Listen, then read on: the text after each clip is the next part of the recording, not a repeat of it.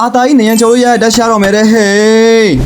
ဒီကနေ့ဗီဒီယိုမှာတော့အာတာအပါဝင်လာမယ့်30ရက်နေ့မှာ adjustment အကြီးရရှိမဲ့ဟီးရို9ခေါက်အကြောင်းကိုပြောပြပေးခြင်းပါတယ်အရင်ဆုံးအာတာနဲ့စလိုက်အောင်အာတာကြီးတော့သူ့အလိုအဆုံ mobility ကိုအားဖြည့်ပေးထားပါတယ်ဘယ်လိုအားဖြည့်ပေးထားလဲဆိုအာတာရဲ့ခေါင်းခေါက်ပြီး silent ပေးရဲ့ scale 1 enhanced basic attack ကိုသုံးတဲ့အခါဘေးဘက်လည်းမှာ enemy unit မရှိရင်အာတာဟာကိုင်စာနဲ့အလားတူသူနဲ့ကလျက် wall ကိုကျော်ရောက်တော့မှာဖြစ်ပါတယ်သို့တော့မမျှမတမဖြစ်ရလေအောင်အဲ့ဒီ mobility အတွက်အလဲထက်အနေနဲ့အာတာရဲ့ regional damage ကိုရှော့ချထားပါတယ်လို့ဖော်ပြပေးထားပါတယ်ဒုတိယမှာတကောင်ကတော့ယန်းကြံပါယန်းကြံရဲ့ပတ်စစ်ဖြစ်တဲ့နမင်းကြီးဖောင်ဟာအရင်ကဆိုလူပန်ကပူရဲ့ scale 2လို့ကဘာချားနေလှမ်းလာမှန်တဲ့ spare တွေကြောင့်အလိုလျောက်ပွင့်ပြီးအလကားပြုံးပြရတာမျိုးတွေဖြစ်တတ်ပါတယ်နောက် update ကစပြီးတော့ကဘာချားနေလှမ်းလာမှန်တဲ့ spare တွေကြောင့်ရန်ကြံရဲ့ပတ်စစ်ရဲ့အတစ်ဖြစ်တော့မှမဟုတ်တော့တဲ့အတွက်ယန်းကြံပလျံများဒီဒုက္ခကနေကင်းဝေးတော့မှာပါသုံးကောင်မြောက်ကတော့အောင်းရင်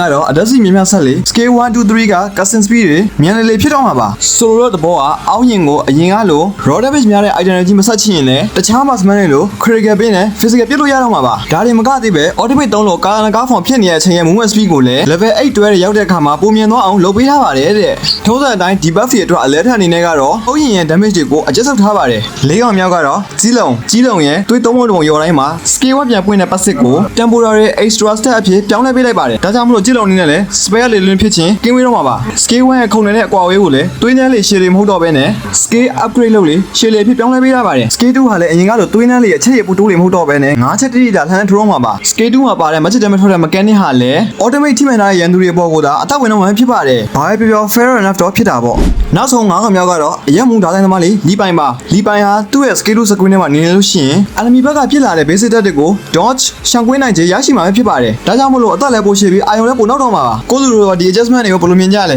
comment ထဲမှာဝင်ရောက်ဆွေးနွေးကြအောင်နော်